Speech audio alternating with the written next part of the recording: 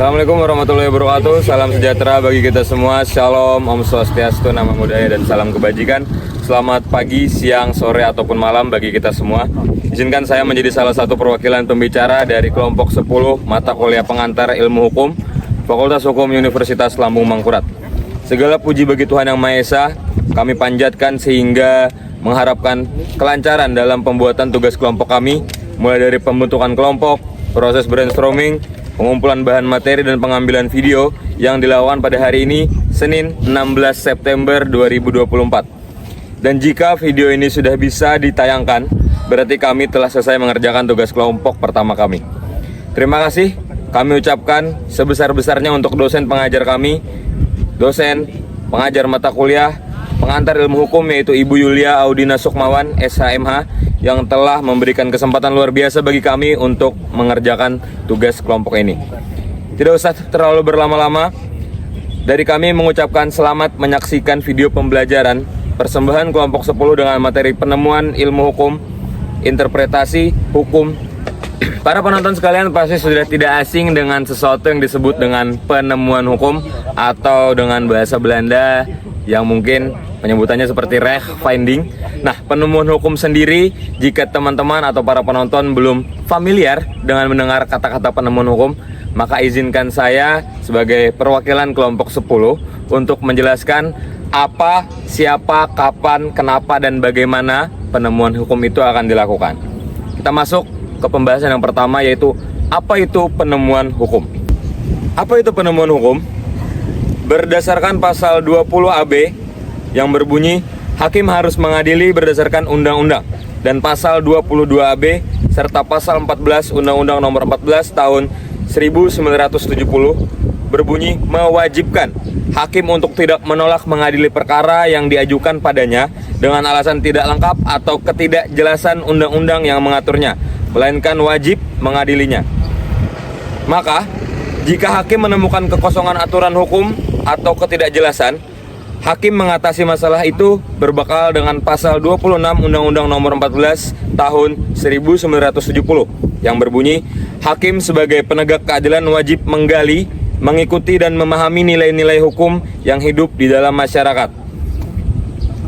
Penonton sekalian, dapat kita simpulkan bahwa penemuan hukum adalah proses pembentukan suatu hukum baru yang terjadi karena adanya kekosongan hukum atau ketidakjelasan di dalam undang-undang. Lalu, siapa yang bisa melakukan penemuan hukum? Penemuan hukum bisa dilakukan oleh hakim dan petugas-petugas hukum lainnya. Tetapi pada dasarnya, semua orang bisa melakukan penemuan hukum. Penemuan hukum oleh hakim dan petugas disebut hukum, tetapi penemuan oleh orang lain disebut doktrin. Doktrin bukanlah hukum, tapi doktrin bisa menjadi sebuah sumber dari hukum. Setelah kita mengetahui apa itu penemuan hukum dan siapa yang melakukannya, muncul lagi pertanyaan, kapan penemuan hukum harus dilakukan? Penemuan hukum harus dilakukan ketika hakim menghadapi kasus yang undang-undangnya tidak lengkap atau memiliki penafsiran yang tidak jelas. Kenapa harus melakukan penemuan hukum? Penemuan hukum harus dilakukan karena seorang hakim harus mencari dan menemukan hukum dari suatu kasus. Kenapa harus melakukan penemuan hukum? Penemuan hukum harus dilakukan karena seorang hakim harus mencari dan menemukan hukum dari suatu kasus. Lagi-lagi kita kembali ke pasal di atas, hakim tidak boleh menolak suatu kasus karena adanya kekosongan undang-undang. Bagaimana cara hakim melakukan penemuan hukum? Untuk mengatasi kekosongan dan multitafsir suatu undang-undang, hakim harus menggunakan penalarannya yang logis untuk mengembangkan lebih lanjut teks undang-undang tersebut agar mendapatkan penemuan hukum yang sesuai dengan kasus yang dihadapinya. Selanjutnya, kita akan masuk ke dalam pemecahan penemuan hukum berikutnya, yaitu interpretasi hukum dan konstruksi hukum yang akan dibawakan oleh teman-teman saya setelah ini. Berikutnya saya akan menjelaskan tentang apa itu interpretasi hukum dalam metode penemuan hukum. Interpretasi hukum adalah proses penafsiran terhadap teks undang-undang ataupun pasal untuk memahami maksud sebenarnya dari peraturan atau pasal tersebut. Hakim atau ahli hukum sering menggunakan metode ini untuk memastikan bahwa suatu hukum diterapkan sesuai dengan konteks dan niat awal pembuat undang-undang. Terdapat 9 macam metode interpretasi, yaitu adalah: pertama, Pertama, gramatikal ataupun objektif. Gramatikal ialah penafsiran menurut bahasa, antara lain dengan melihat definisi leksikalnya. Contohnya ialah istilah pesisir diartikan sebagai tanah datar berpasir di tepi laut atau yang biasa disebut dengan pantai. Yang kedua, otentik. Otentik ialah penafsiran menurut batasan yang dicantumkan dalam peraturan itu sendiri, yang biasanya diletakkan pada bagian penjelasan, rumusan ketentuan umum, serta rumusan ketentuan pasal. Contohnya ialah semua kata lingkungan hidup yang ada dalam Undang-Undang Nomor 23 Tahun 1997 tentang pengelolaan lingkungan hidup harus ditafsirkan sesuai dengan bunyi pasal 1 butir 1 undang-undang tersebut, yaitu kesatuan ruang dengan semua benda, daya, keadaan, dan makhluk hidup termasuk manusia dan perilakunya yang mempengaruhi kelangsungan peri kehidupan dan kesejahteraan manusia serta makhluk hidup lain. Yang ketiga ialah teleologis. Teleologis ialah penafsiran berdasarkan tujuan kemasyarakatan. Seringkali tujuan kemasyarakatan ini dimaknai secara pragmatis. Contoh dari pragmatis ialah kata-kata dikuasai oleh negara dalam pasal 33 Undang-Undang Dasar 1945.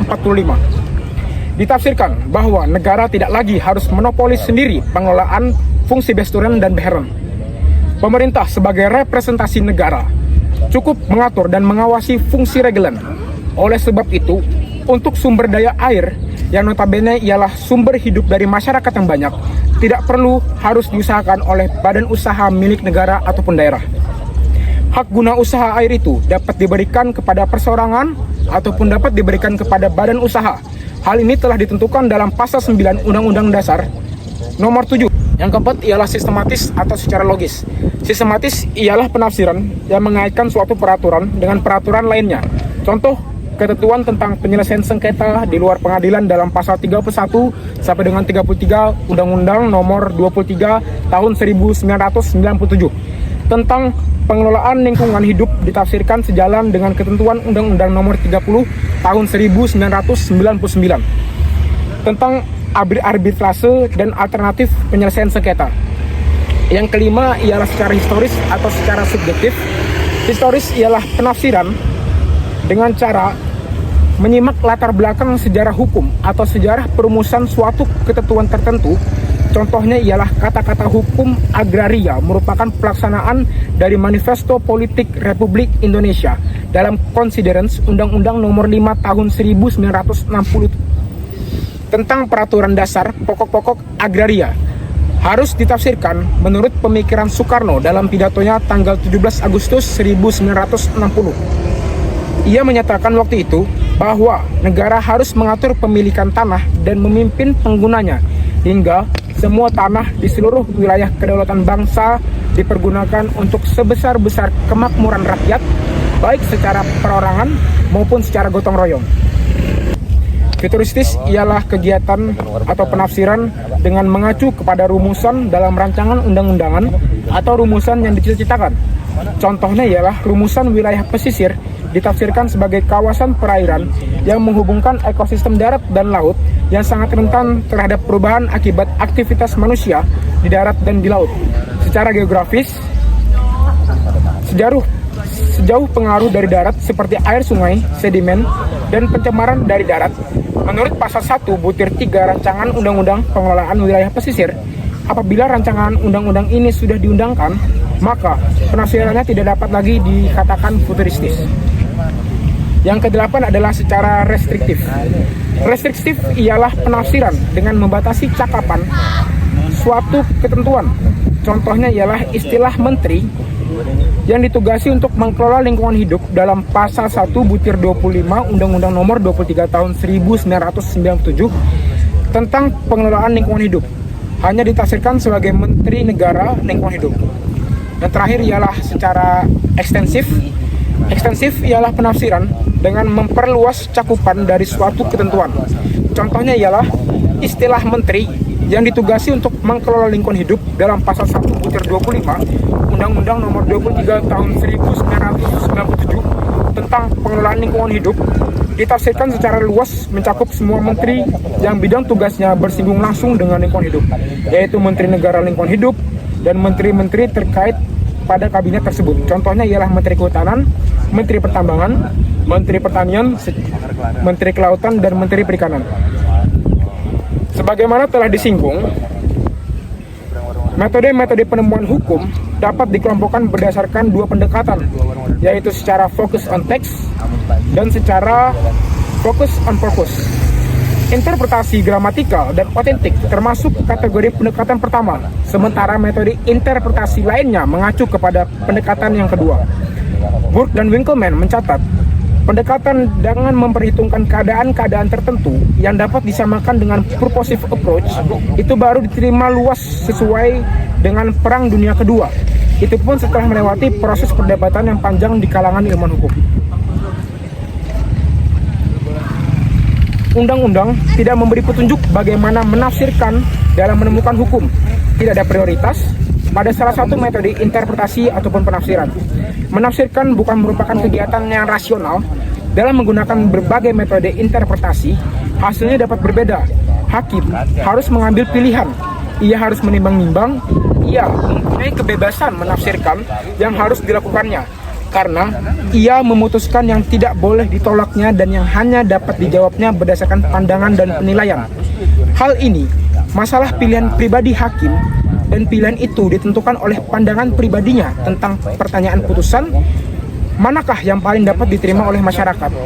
Hakim harus mendasarkan putusannya pada yang paling dapat diterima oleh masyarakat.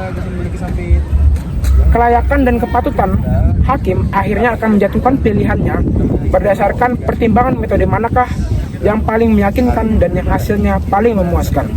Pada hakikatnya, setelah mempertimbangkan untung dan rugi, hakim memberi pemecahan yang paling dapat diterima. Demikian penjelasan singkat tentang metode interpretasi. Selanjutnya akan dijelaskan oleh teman saya mengenai metode konstruksi. Halo teman-teman semuanya, saya akan melanjutkan apa yang telah disampaikan oleh teman-teman saya sebelumnya. Apa itu konstruksi hukum? Konstruksi hukum adalah pengisian kekosongan hukum atau ketidakjelasan suatu peraturan perundang-undangan dalam ilmu hukum yang dilakukan oleh hakim. Ada beberapa metode dari konstruksi hukum. Yang pertama, analogi. Analogi adalah pengkonstruksian dengan cara mengabstraksikan prinsip suatu ketentuan untuk kemudian prinsip ini diterapkan dengan seolah-olah memperluas keberlakuannya pada suatu peristiwa konkret yang ada pengaturannya. 2. Penghalusan hukum. Penghalusan hukum adalah pengkonstruksian dengan cara mengabstraksikan prinsip suatu ketentuan untuk kemudian prinsip itu diterapkan. 3. Akord trio. Akord trio adalah pengkonstruksian hukum dengan cara mengabstraksikan prinsip suatu ketentuan untuk kemudian prinsip itu diterapkan secara berlawanan arti atau tujuannya pada suatu peristiwa konkret yang belum ada pengaturannya. Demikian hal yang saya sampaikan tentang konstruksi hukum. Oke, saya dari kami video pembelajaran mata kuliah Pengantar Ilmu Hukum. Kami kelompok 10 pamit undur diri. Mohon maaf jika ada kekurangan ataupun kesalahan. Dari kami mengucapkan terima kasih. Terima kasih. Oke, terima kasih. Untuk kopi dimakan biawak. Biawaknya lari. Nggak jadi makan. Yuk lari.